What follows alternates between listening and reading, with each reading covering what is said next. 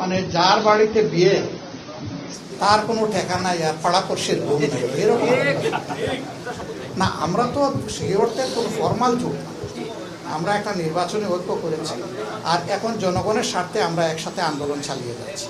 এখন জিজ্ঞেস করতে পারেন যে একটা দল তো চলে গেছে, তাইলে এটা 10 দল হবে না 11 দল হবে, বারবার তো আমরা নাম পাল্টাবো না। তারা বলেছিলেন তারা যদি সরকার গঠন করেন বৈষম্য করবেন না, সুষম উন্নয়নে হাত দেবেন। ইতিমধ্যে আপনারা দেখেছেন উত্তরাঞ্চলে গিয়ে তাদের একজন বিশিষ্ট দায়িত্বশীল নেতা বলেছেন ভোট দেবেন জামাতে ইসলামীকে আর উন্নয়ন চাইবেন আমাদের কাছে। এটা কিভাবে? উন্নয়ন তো চেয়ে নেওয়ার বিষয় নয়, উন্নয়ন নাগরিকদের অধিকার। একটা দেশের ভিতরে যখনই বৈষম্য সৃষ্টি হয়, অঞ্চলে জায়গায় বিভেদ সৃষ্টি হয়, তখন সামাজিক অসন্তোষ দেখা দেয়। একটা দেশ সামনের দিকে কখনো আগাতে পারবে না যদি একটা স্টেবল সোসাইটি, একটা স্থিতিশীল সমাজ যদি গড়ে না হয়। এবং এইটা তৈরি করার মূল দায়িত্ব সরকারি। আরো দুঃখের সাথে বলতে বাধ্য হচ্ছে, নগদ নিয়ে এলো হার না মানা হার অফার। সর্বনিম্ন 10,000 টাকা রেমিটেন্স নগদে পাঠালে থাকছে স্বর্ণের হার জেতার সুযোগ। সংসদে 50 জন নারী সদস্য নির্বাচিত হয়েছেন সংরক্ষিত আসনে।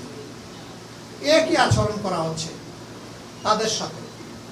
সংসদে তুমুল সমালোচনার পরে হালকা পাতলা এখন একটু তাদেরকে বিভিন্ন ক্ষেত্রে অ্যালোকেশন ফান্ড দেওয়া হচ্ছে। এটা কেন হবে? এটা তো সমান হওয়া উচিত।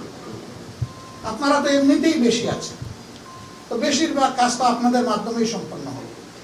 এর উপরে আবার সম্পূর্ণ অসাংবিধানিকভাবে তারা অনেক সংবিধান কথা বলে। যারা সংরক্ষিত নারী আসনের সদস্য রয়েছেন তাদের সবাইকে বিরোধী দলের আসনগুলোতে অতিরিক্ত দায়িত্ব দিয়ে বসানো হয়েছে।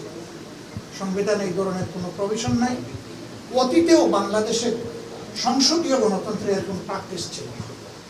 আমরা যখন জিজ্ঞেস করেছি তখন এক এক মন্ত্রী এক এক ধরনের উত্তর দেন।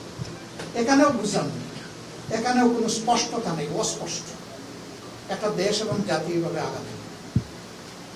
সবচেয়ে বড় ইস্যু, এদেশের 70% মানুষ একটা কার্যকর পরিবর্তনের আশা গণভোটে হা বললো, ভোট দিল। এটা তারাও চাইলেন, আমরাও চাইলাম। কিন্তু ইলেকশনে যখনই তারা একটা বড় বিজয় যেভাবে হোক পেয়ে গেলেন, এখন তারা ওইটা ভুলে গেলেন। এখন গণভোটের রায় তারা আর বাস্তবায়ন করবেন না। এবং সংস্কার পরিষদ যেটা গঠন আর ডাকার কথা ছিল, এটা মূলত দায়িত্ব প্রধানমন্ত্রী। তিনি আহ্বান করবেন, লিখিত অনুরোধ জানাবেন প্রেসিডেন্টকে, সভা তিনি আহ্বান করবেন, তিনি অনুরোধ জানাবেন। তারা শপথটাও নিলেন। তারা এখন বলেন যে এটা সংবিধানে নেই। তো সংবিধানে অনেক কিছুই নেই, কিন্তু ডক্ট্রিন অফ নেসেসিটি হিসাবে সব কিছুই পিপুলস উইল হিসাবে মেনে নেওয়া হয়েছে, যেটাকে সুপ্রিম ল মনে করা হয়। এবং সেটা দেশবাসী গ্রহণ করেছে, সানন্দ চিত্তে গ্রহণ করেছে। এখন এক অংশ আপনি মানবেন, আরেক অংশ মানবেন না, এটা হবে।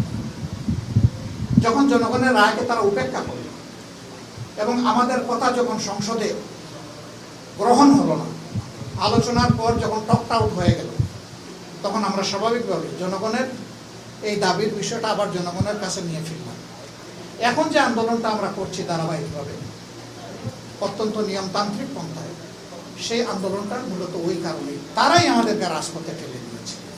আমরা চেয়েছিলাম এর সমাধানটা সংসদের ভিতরে, সংসদকে কেন্দ্র করে রিয়েল সংসদীয় রাজনীতিটা হোক। তারা এটা হতে দিলেন।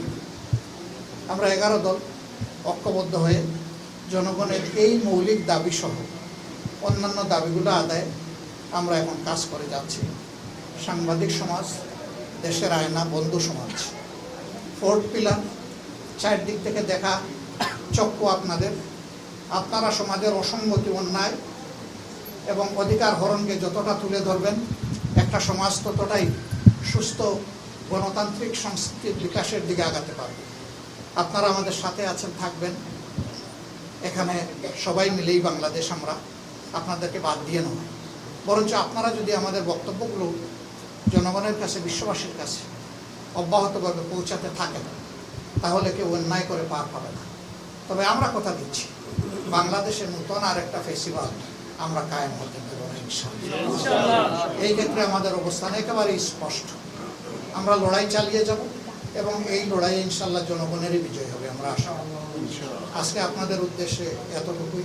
আমি আবারও জাতীয় নাগরিক পার্টিকে আমার এবং বাংলাদেশ জামাত ইসলামের পক্ষ থেকে তথা 11 দলের পক্ষ থেকে আমি ধন্যবাদ এবং কৃতজ্ঞতা জ্ঞাপন করছি। আজকে স্বল্প সময়ে আমার এই ডিজায়ার এখানে আসার, দেখা, সবার সাথে একটু মিট করার, ফুলফিল করতে তারা যে মহৎ উদ্যোগ গ্রহণ করেছেন। আমি উত্তর এনসিপির শক্তিশালী ভূমিকা রাজনীতিতে এই দেশের জন্য আশা করব, যাতে করে পটেনশিয়াল এই যুব সমাজের সঙ্গত যুদ্ধ যারা চালিয়ে যাচ্ছেন তাদের সবার সাথে একাকার হয়ে একটা ঐক্যের, বিভেদহীন, বৈষম্যহীন বাংলাদেশ গঠনে তারা কার্যকর ভূমিকা রাখতে পারেন সেই আশাবাদ ব্যক্ত করে সবাইকে ধন্যবাদ জানিয়ে এখানে শেষ করছি। আল্লাহ হাফিজ, বাংলাদেশ জিন্দাবাদ। এবং এখানে আসার সময় স্লোগান দিয়েছে ইনকিলাব জিন্দাবাদ। আপনারা তো জাতীয় নির্বাচনকালীন সময় একটা জোট করেছিলেন, মানে ঐক্য ছিল, একটা জোট ছিল না। আপনাদের দল থেকে একটা দল, জোট থেকে একটা দল বেরিয়ে গেছে। অনেকে বলার চেষ্টা করছে জাতীয় নির্বাচনকে কেন্দ্র করে এনসিপিও আপনাদের জোট থেকে বেরিয়ে যাবে বা নিউজও হয়েছে আপনাদের জোট ভাঙার পথে। এটা নিয়ে যদি একটু বলেন আপনাদের জোট। দেখেন, এটা এনসিপিরও এজেন্ডা না, আমাদেরও এজেন্ডা না। মানে যার বাড়িতে বিয়ে তার কোনো ঠেকানা নাই আর পাড়াপড়শির ঘুম নাই, এরকম না। আমরা তো সেই অর্থে কোনো ফর্মাল জোট না, আমরা একটা নির্বাচনী ঐক্য করেছি আর এখন জনগণের স্বার্থে আমরা একসাথে আন্দোলন চালিয়ে যাচ্ছি। এখন জিজ্ঞেস করতে পারেন যে একটা দল তো চলে গেছে, তাইলে এটা 10 দল হবে না 11 দল হবে? বারবার তো আমরা নাম পাল্টাবো না। আমি আমার জোটের একটু অভিজ্ঞতা বলি। প্রথমে আমরা 4 দল ছিলাম, এরশাদ সাহেব বের হয়ে গেলেন, তারই একটা অংশ নাজিউর রহমান সাহেব, মঞ্জু সাহেব, তিনি থাকলেন, থেকে একটা জাতীয় পার্টি গঠন করলেন। 4 দল থাকলো, এরপরে 18 দল হলো, এরপরে 20 দল হলো, শেষ পর্যন্ত আমরা 27 দল গুনেছি, কিন্তু এটাকে 20 দলীয় পক্ষজোট বলা হতো। তো এটা একটা ব্র্যান্ড। এখানে মাঝে মাঝে কারো ডিফারেন্স অফ অপিনিয়ন থাকতেই পারে, আমরা তো কাউকে আসলে জোর কাটাতে পারি না, এই অধিকার আমাদের নেই। গণতন্ত্রে তার প্ল্যাটফর্ম চয়েস করার অধিকার প্রত্যেকেরই থাকবে। তবে আমরা চেষ্টা করব দেশের বৃহত্তর স্বার্থে এই ঐক্যকে আরো শক্তিশালী এবং সমৃদ্ধ। ধন্যবাদ। 2টা প্রশ্ন। একটা হলো যে ছায়া মন্ত্রিসভার বাস্তবতা কতটুকু। আলহামদুলিল্লাহ আমরা হোমওয়ার্ক শুরু করেছি, তবে এখানে অবশ্যই আমরা শরিক দলের যারা আছে সকলের পটেনশিয়ালকে শুধু আমরা কাজে লাগাবো না, হোম অ্যান্ড অ্যাব্রোড বাংলাদেশের জন্য যে রিসোর্সগুলো আমরা দরকার মনে করব তাদেরকেও এখানে যুক্ত করবো ইনশাআল্লাহ। এরা দুনিয়ার যে কোনো জায়গায় থাকলেও আমাদের সেই ইন্টেলেকচুয়াল রিমিটেন্সগুলো আমরা বাংলাদেশে নিয়ে আসবো ইনশাআল্লাহ।